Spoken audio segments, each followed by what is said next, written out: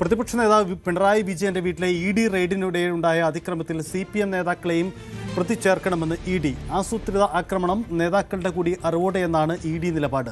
നേതാക്കളാണ് പ്രകോപനമുണ്ടാക്കിയത്. കേസിൽ enforcement directorate കക്ഷി ചേരും. ഇതിനുള്ള തെളിവ് ശേഖരണവും ആരംഭിച്ചിട്ടുണ്ട്. ഡാനി പോൾ ചേരുന്നുണ്ട്. ഡാനി, നേതാക്കളെയും പ്രതി ചേർക്കണമെന്ന് പറയുമ്പോൾ മുൻ മന്ത്രിമാരടക്കം അവിടെ സ്ഥലത്തുണ്ടായിരുന്നു. ഇവരൊക്കെ ഈ പ്രതിപട്ടികയിൽ ഉൾപ്പെടുമോ?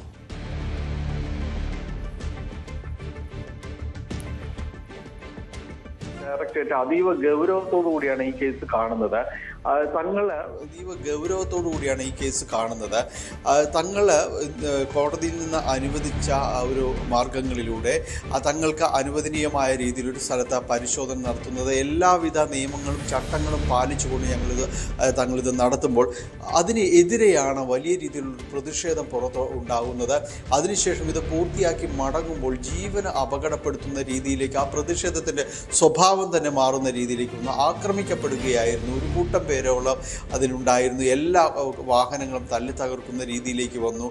തീർച്ചയായും തങ്ങളുടെ ജീവന് തന്നെ ഉണ്ടായിരുന്നു ആ സമയത്ത് എന്നതെല്ലാം തന്നെ അവർ നേരത്തെ സൂചിപ്പിച്ചിട്ടുള്ളതാണ്. അപ്പോൾ ഇതിൽ അവർ വ്യക്തമാക്കുന്നത് ഇതൊരു ആൾക്കൂട്ടം അത് പെട്ടെന്ന് പ്രകോപിതരായി മുന്നോട്ട് നീങ്ങിയതല്ല.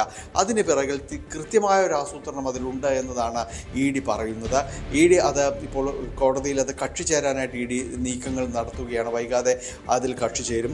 കാരണം ഇവരെ നിയന്ത്രിക്കുന്നത് നേതാക്കൾ അടക്കുന്ന ഒരു കൂട്ടമാണ്. ഈ നേതാക്കളുടെ നിർദ്ദേശപ്രകാരം തന്നെയാണ് തങ്ങൾക്കെതിരെ ആക്രമണം ഉണ്ടാകുന്നതും വളരെ ആസൂത്രിതമായിട്ട് അവിടെ തടഞ്ഞിടാനെല്ലാം തന്നെ ശ്രമിക്കുന്നു. അതുകൊണ്ട് ഇപ്പോൾ അറസ്റ്റ് ചെയ്തിരിക്കുന്നവർ മാത്രമല്ല ഈ കേസുമായി ബന്ധപ്പെട്ട പ്രതികളായിട്ടുള്ളവർ ഇവർക്ക് നിർദ്ദേശം നൽകിയവരടക്കമുള്ളവർ ഈ കേസിലേക്ക് വരേണ്ടതുണ്ട്. അവർ കൂടി ഇതിൻ്റെ ഭാഗമാകേണ്ടതുണ്ട്. അതുകൊണ്ടാണ് ED ആ രീതിയിലേക്ക് നീങ്ങുകയും ചെയ്യുന്നത്.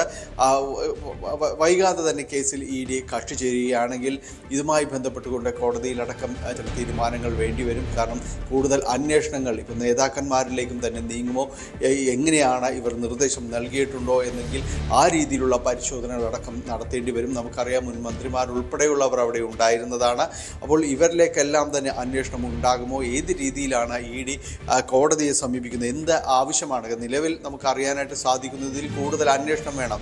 മറ്റുള്ളവർ കൂടി ഈ ഒരു പദ്ധതിയിൽ ഉൾപ്പെട്ടിട്ടുണ്ട്. അവരുടെ നിർദ്ദേശപ്രകാരമാണ് ആക്രമിക്കപ്പെട്ടിട്ടുള്ളത് എന്നവർ പറയുമ്പോൾ ഏതെങ്കിലും പേരുകൾ സൂചിപ്പിച്ചിട്ടുണ്ടോ അല്ലെങ്കിൽ ആരെങ്കിലും ചൂണ്ടിക്കാണിച്ചിട്ടുണ്ടോ, അവരെ കൂടി അന്വേഷണത്തിൻ്റെ പരിധിയിലേക്ക് വരുത്തണം എന്ന് ആവശ്യപ്പെടുമോ എന്നതറിയില്ല. എന്തായാലും ഇതിൽ കൂടുതൽ അന്വേഷണം വേണമെന്ന നിലപാടിൽ തന്നെ ED നിൽക്കുകയും ചെയ്യുന്നുണ്ട്. വൈകാതെ ED കോടതിയെ സമീപിക്കുകയും ചെയ്യും. എന്നാൽ അതേസമയം തന്നെയാണ് മറുഭാഗത്തെ ഹൈക്കോടതിയിൽ CMRLൻ്റെ ഈ മാസപ്പടി കേസുമായി ബന്ധപ്പെട്ടുകൊണ്ട് ചില നീക്കങ്ങൾ നടക്കുകയും CMRL അന്വേഷണത്തെ എതിർത്തുകൊണ്ട് കോടതിയിലേക്ക് മുന്നോട്ട് പോവുകയും എല്ലാം തന്നെ വീണ്ടും ചെയ്തിട്ടുള്ള ഡിവിഷൻ ബെഞ്ചിനെ സമീപിക്കുകയും ചെയ്തിട്ടുള്ളത്. അതിൽ വീണ വിജയനെ ചോദ്യം ചെയ്യുക എന്നതിന് അതിൽ യാതൊരു തടസ്സവുമില്ല, അന്വേഷണത്തിന് യാതൊരു തടസ്സവുമില്ല എന്നൊരു അനുകൂല സ്ഥിതി EDക്ക് കോടതിയിൽ നിന്ന് നേടാൻ കഴിഞ്ഞിട്ടുണ്ട്. എങ്കിൽ കൂടിയും അതിൽ വെള്ളിയാഴ്ച അതിൽ ഒരു അന്തിമ വിധി വരും വരെ അക്കാര്യത്തിൽ ഒന്ന് കാത്തിരിക്കുക എന്നതാണ് ED ഇപ്പോൾ സ്വീകരിച്ചിരിക്കുന്ന നിലപാട്.